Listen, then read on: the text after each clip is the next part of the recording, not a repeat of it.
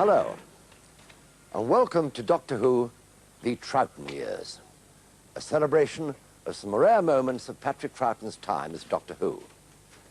Now, I'm here outside BBC's Lime Grove television studios, originally built as film studios about 1918. This is where many British films, including The Wicked Lady, were made. Now, in 1950, BBC Television acquired the premises from the Rank organisation. And from 1966 to 1969, whilst Pat was the Doctor, he worked here many times. Here's how Pat first appeared as the Doctor, taking over from William Hartnell.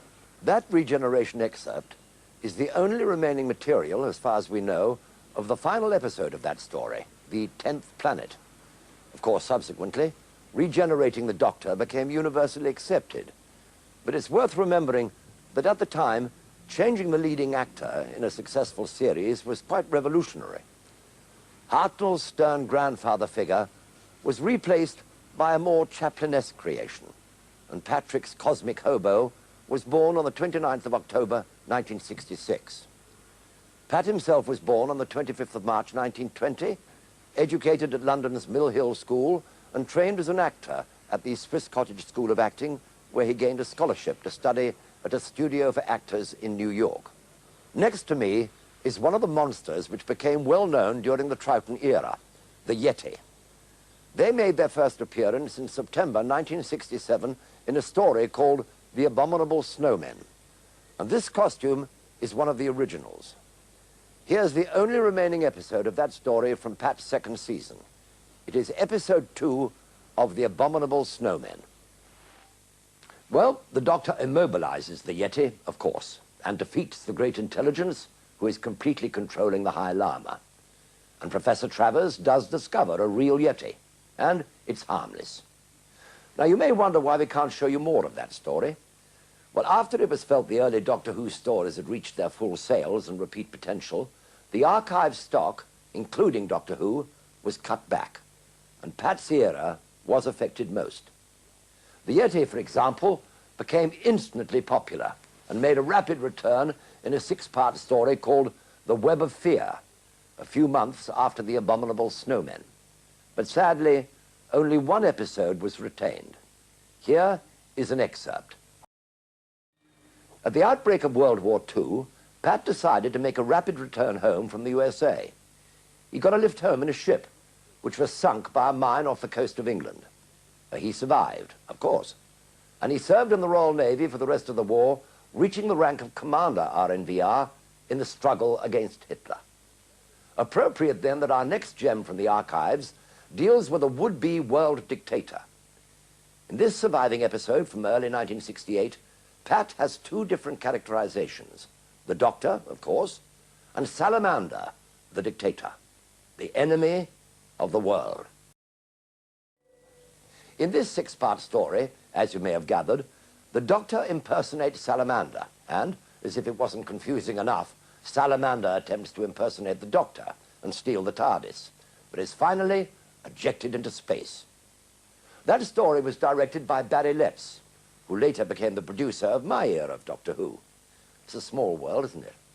And it was Barry's idea to reunite William Hartnell, Pat, and myself to celebrate the 10th anniversary of the program in a story called The Three Doctors. It was after working together in The Three Doctors, very successfully, I think, that Pat and I became tremendous friends.